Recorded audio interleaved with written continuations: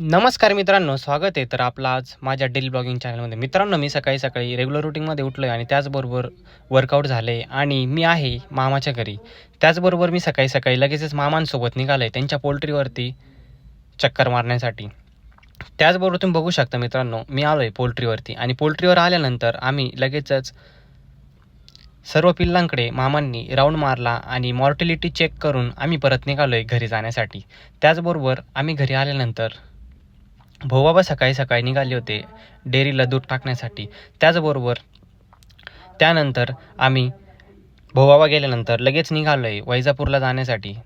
वैजापूरहून परत निघालो आहे आम्ही श्री क्षेत्र श्री शनिदेवगाव येथे चालू असलेला श्री गंगागिरीजी महाराज यांचा 178वा अखंड हरिनाम सप्ताह येथे जाण्यासाठी. त्याचबरोबर तुम्ही बघू शकता आज मोठ्या प्रमाणात जो संरक्षण ताफा आहे तो तैनात होता. त्याचबरोबर मामा आणि मी आम्ही दोघेही जण आलो आहे.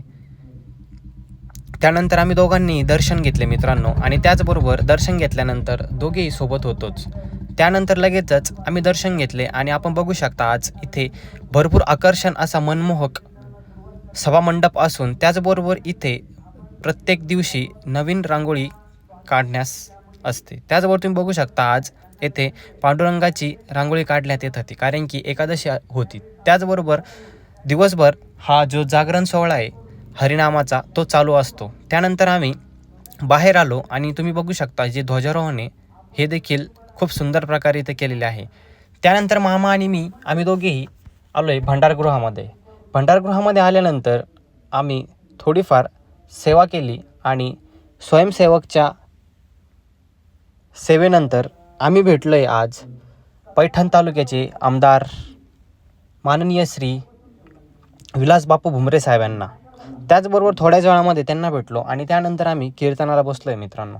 कीर्तन झाले आणि त्यानंतर आम्ही फराळ वगैरे करून आलो आहे वैजापूरला. वैजापूरला आल्यानंतर मी आलो आहे आयुषला पिकअप करण्यासाठी. त्याचबरोबर आयुषला पिकअप केले आणि मी आलो आहे हिलालपूरला आल्यानंतर आज सायंकाळी संतभोजन होते मित्रांनो मामांच्या घरी.